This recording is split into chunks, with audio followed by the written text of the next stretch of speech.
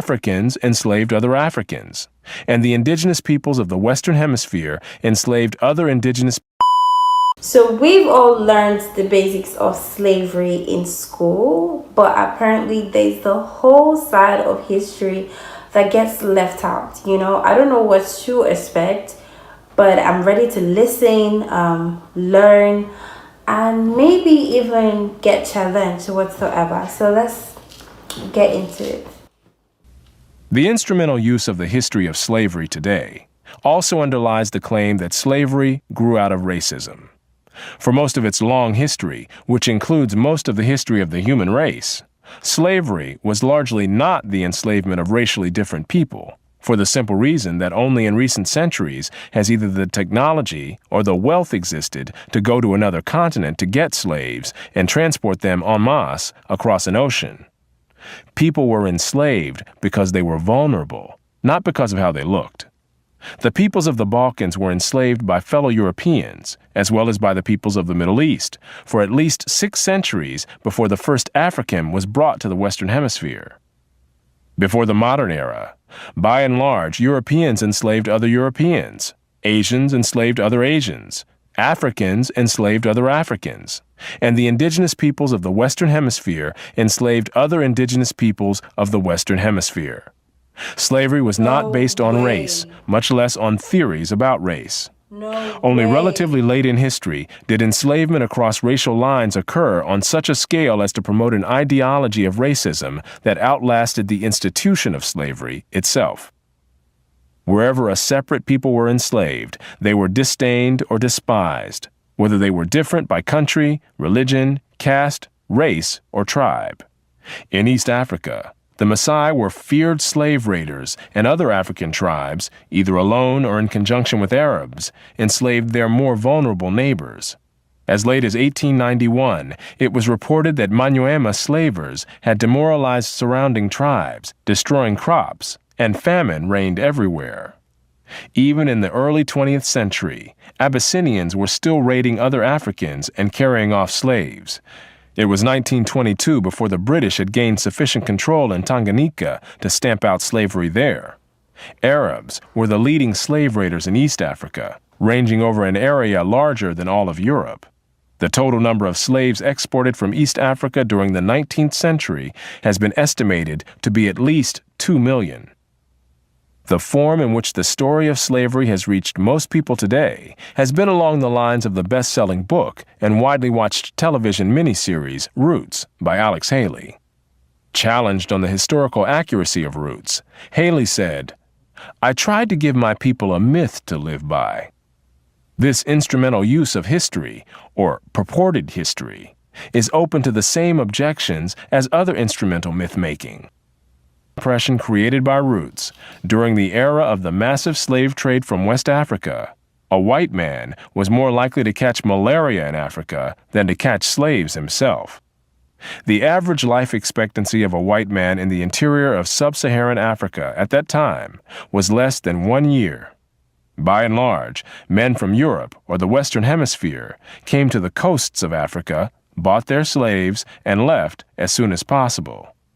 Even so, the death rates among the white crews of the ships carrying slaves to the Western Hemisphere were as high as the death rates among the slaves themselves. It was only much later, after quinine and other medical measures enabled Europeans to survive where there were tropical diseases, was it possible for them to invade Africa in force and establish empires there. But by then, the Atlantic slave trade had already been ended. During the era of that trade, Africa was largely ruled by Africans, who established the conditions under which slave sales took place. The crew of a slave ship was in no position to defy African rulers and their armies by going out across the land and capturing people willy-nilly. The stronger African peoples captured and enslaved the weaker peoples. The same pattern found over the centuries in Europe, Asia, the Western Hemisphere, and Polynesia. In Nyasaland, the Ngoni and Yao swaggered over and terrorized other tribes. In Uganda, the Baganda made life miserable for their neighbors. And the Nyoro and Hima of Anko enslaved Toro women and children. The Tutsi dominated the Hutu in Rwanda, The Maasai lorded it over the Kikuyu and Kamba, and the latter, in turn, held the Indorobo in a kind of serfdom. It was precisely the fact that Europeans, except for the Portuguese, seldom participated in the raids that captured and enslaved Africans that enabled most people in Europe and the Americas to remain oblivious to the traumatic experience that this was, with some Africans committing suicide to avoid capture and wives being whipped as they tried to cling to their husbands or children. Historian David Breon Davis pointed out that Europeans had little contact with the actual process of enslavement, and that, as late as 1721, the Royal African Company asked its agents to investigate the modes of enslavement in the interior. Europeans typically saw only the end results, enslaved people being offered for sale on the coast. It was much the same story in the Ottoman Empire, where those who bought slaves had no idea what these slaves had been through before. The unique position of the Western world in the history, and especially the destruction of slavery, need not imply that there was unanimity within the West on this institution.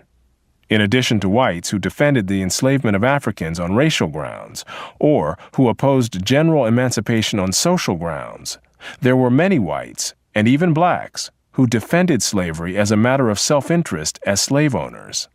Although most black owners of slaves in the United States were only nominal owners of members of their own families, there were thousands of other blacks in the antebellum South who were commercial slave owners, just like their white counterparts. An estimated 1/3 of the free persons of color in New Orleans were slave owners, and thousands of these slave owners volunteered to fight for the Confederacy during the Civil War. Black slave owners were even more common in the Caribbean. In short, there were many defenders of slavery in the West, even in the 19th century. And outside the West, slavery was too widely accepted to require defense. No other nation ended slavery in the same way as the United States did, and few ended it after so short a struggle, as history is measured. How and why did slavery end in most of the world? There were two major processes. Over the centuries, as more and more territories around the world consolidated into nation-states with their own armies and navies, raiding those territories to capture and enslave the people who lived within them became more hazardous in itself, and also risked military retaliation against the countries from which the raiders came. Thus, more and more peoples became off-limits to slave raiders over time. Put differently, the areas which remained subject to slave raiding over the centuries were primarily those where the people lived in smaller or weaker societies. Such societies continued to exist where it was difficult, for geographic or other reasons, to consolidate large areas under one government. This was true of the Balkans, the backwaters of Asia, and much of sub-Saharan Africa. By the early modern era, sub-Saharan Africa, with its numerous and severe geographic handicaps, was one of the last remaining areas from which vast numbers of people could be enslaved. Wow, that was a lot to take in. Honestly, I've never heard slavery talked about like that, with such a global and historical perspective. Thomas Sowell didn't just give facts. He flipped the narrative we were all taught in school, and whether you agree or not, it just makes you think. Like, it's crazy to realize how much of history is left out, simplified, ignored. I think it's really important that we challenge, what we were taught and dig deeper, because if we don't, who will? Let me know what this video made you feel, whether it challenged you, surprised you, or opened your eyes. I'd love to hear from people in different parts of the world too. And for more historical deep dives like this one, you already know what to do. Make sure to subscribe to this channel, turn on your post notifications so you don't miss out on my reactions, and give this video a thumbs up if you enjoyed watching. Thank you so much for watching, especially if you stay till the end. I appreciate you. Don't stop questioning everything. See you guys in my next video. Have a lovely day.